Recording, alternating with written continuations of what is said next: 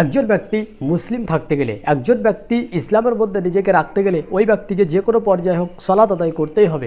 সলাত ব্যতীত একজন ব্যক্তি নিজেকে মুসলিম বলে পরিচয় দিবে এবং সেই ব্যক্তি মুসলিম রূপে থাকবে অথচ সলাত আদায় করবে না, এমন কোনো বিধান, এমন কোনো দিক নির্দেশনা শরীয়তের মধ্যে পাওয়া যায় না।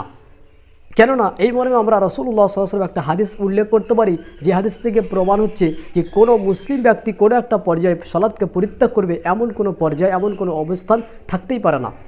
এই হাদিসটি উল্লেখ করা হয়েছে সহিহ বুখারীর মধ্যে, হাদিস নম্বর 1117।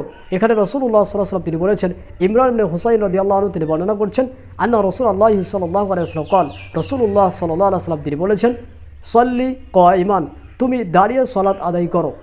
ফাইল্লাম তাস্তাতি, আর যদি দাঁড়িয়ে সলাত আদায় করতে তুমি অক্ষম হও, ফাকাইদান, তাহলে তুমি বসে সলাত আদায় করো। ফাইল্লাম তাস্তাতি, আর যদি তুমি বসে সলাত আদায় করতে না পারো, ফাআলা জাম্বিন, তাহলে তুমি শুয়ে ইশারার মাধ্যমে সলাত আদায় করবে। উক্ত হাদিসটি যদি আমরা লক্ষ্য করি তাহলে দেখব রাসূল সাল্লাল্লাহু আলাইহি ওয়াসাল্লাম সলাত আদায়ের ক্ষেত্রে তিনটি পর্যায় উল্লেখ করলেন। এক, দাঁড়িয়ে সলাত আদায় করবে সক্ষম ব্যক্তি, যদি দাঁড়াতে সক্ষম না হয় তাহলে সেই ব্যক্তি বসে সলাত আদায় করবে, আর যদি বসতে সক্ষম না হয় তাহলে সেই ব্যক্তি শুয়ে শুয়ে বিছানা সজ্জা ব্যক্তিকেও সলাত আদায় করতে হবে ইশারার মাধ্যমে। উক্ত হাদিস থেকে প্রমাণ হচ্ছে যে কোনো পর্যায়ে একজন ব্যক্তি সলাতকে পরিত্যাগ করতে পারে না। তবে নারীদের জন্য আল্লাহ সুবহানাহু ওয়া তাআলা কয়েক জায়গাতে ছাড় দিয়েছেন, কিন্তু আর বাকি কোনো জায়গাতে কারোর জন্য সলাৎ পরিত্যাগের কোনো ছাড় দেওয়া হয়নি। কাজেই মুসলিম ব্যক্তি যে কোনো প্রকার হোক তাকে সলাৎ আদায় করতেই হবে, এছাড়া কোনো রাস্তা তার নেই।